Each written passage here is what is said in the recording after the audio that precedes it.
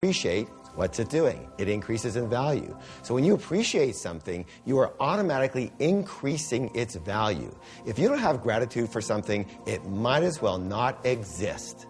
Somebody who isn't grateful for all the blessings that they have right now is not aware of how lucky he or she is.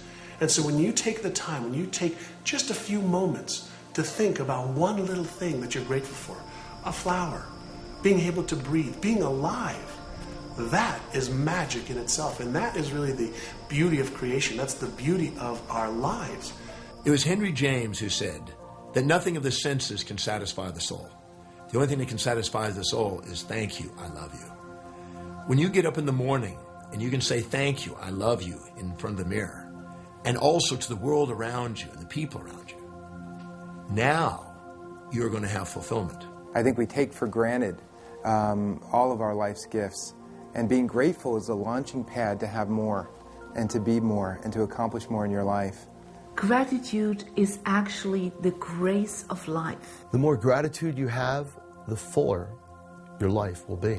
So we must wake up each and every day with a sense of gratitude, with a thanksgiving, not just for Thanksgiving during the holiday, but a sense of thanksgiving throughout our entire lives. It should be a part of our lifestyle because we have so much to be thankful for. It's not just a palliative that you brainwash yourself with in order to get through troubled times. It's sort of like the sign that, wow, you're finally experiencing reality clearly. Gratitude is appreciation, it's love expressed. It feels good to the one who's feeling grateful, and it's beneficial to those who are in receipt of it. I remember hearing all about gratitude, and I sat in my room, and I was in a dumpy little place, and I think I had a car that broke down a lot, and I was struggling to pay my rent, which was probably $200 a month, and I was very unhappy. But I was trying, probably just like you. And I remember picking up a pencil, a simple number 2 lead pencil. And I thought, okay, let me try to be grateful for this. And I was resistant to the whole idea. And I looked at it and I said, yeah, okay, with this pointed end here, I guess I can write a grocery list. I can write a romance letter. I can write a novel. I can write a suicide note.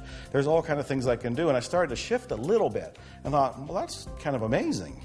That this little piece of wood with this little piece of lead, I can actually do things that would change my life. I can write affirmations with it. I can write intentions with it. I can write out my vision with it. I can write out all kind of things. And then the other end, if I didn't like what I wrote, I can erase it. And you notice I'm smiling now as I think about it because I'm remembering the first time I actually did this. I began to feel genuinely grateful for the pencil. For the pencil. And as I felt grateful for the pencil, I would look around my room and I'd go, there are people that don't have this. Not only a pencil, but they don't have a roof over their head. They don't have a little refrigerator. They don't have a car. They don't have any money. The way I was living, even then, with all of my complaints, all of my struggles, was better than many people in third world countries. And often I was living better than kings and queens that were ruling countries in past times. And as I realized all of that, I changed. Now, today I have this wonderful lifestyle, and I have a car collection, and I have all these books out, and I have a country estate, and I have a hot tub. And every night I get in that hot tub, and I look at the stars, and I count my blessings. I say thank you, because I'm grateful. But it all began with a pencil.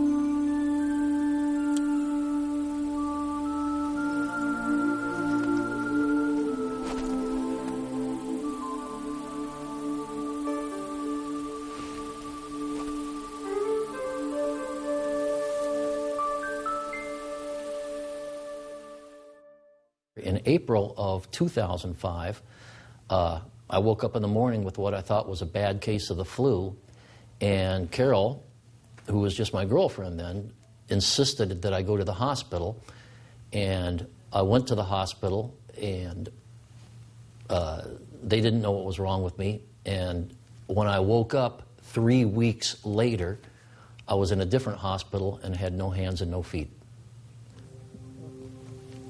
I was born in Portsmouth, Virginia in 1954. My dad was in my opinion, a Navy hero. He was in Pearl Harbor when it was bombed.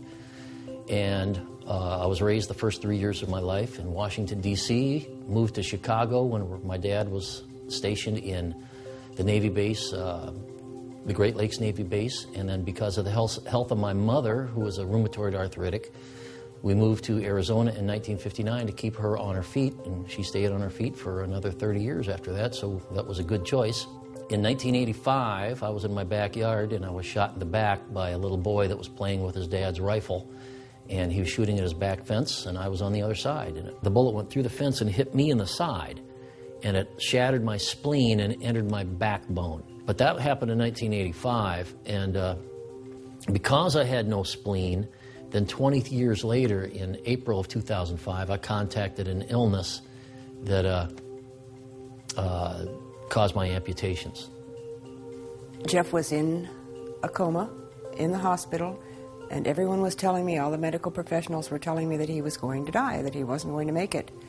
And I had accepted that as a very likely fact, but they wanted me to sign a DNR, and I couldn't do that. I just knew that Jeff wouldn't want me to do that.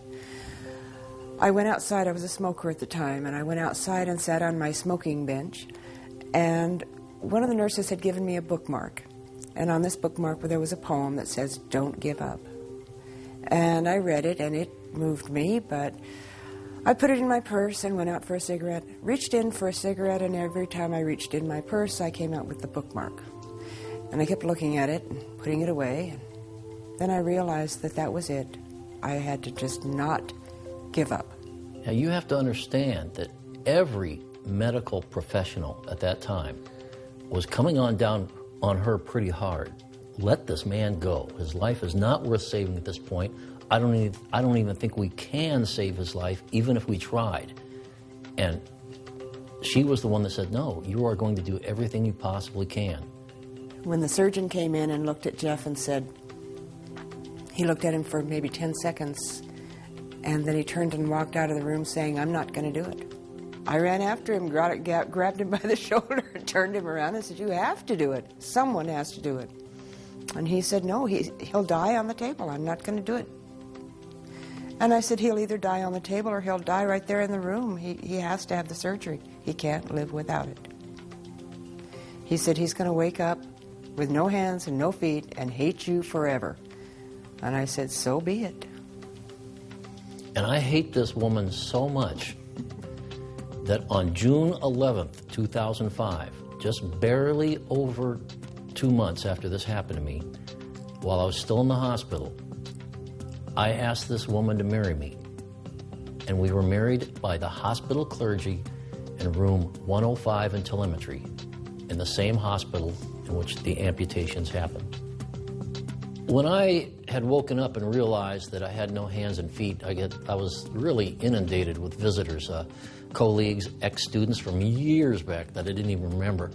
But I remember one of the department heads that I had came in and he said to me, "Jeff, you're at a crossroads right now. You can either lay there and feel sorry for yourself, or you can use this as a springboard to go out and change lives." It was a wonderful, positive thing to say.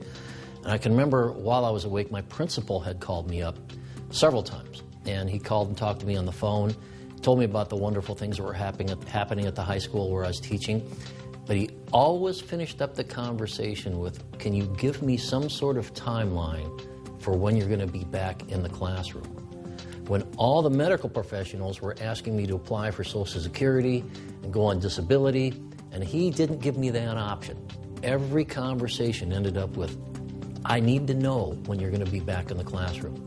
And less than 8 months later, I was sitting in his office getting ready to start teaching again full-time in January. I will never, ever believe that God did this to me. But I do believe in my heart that God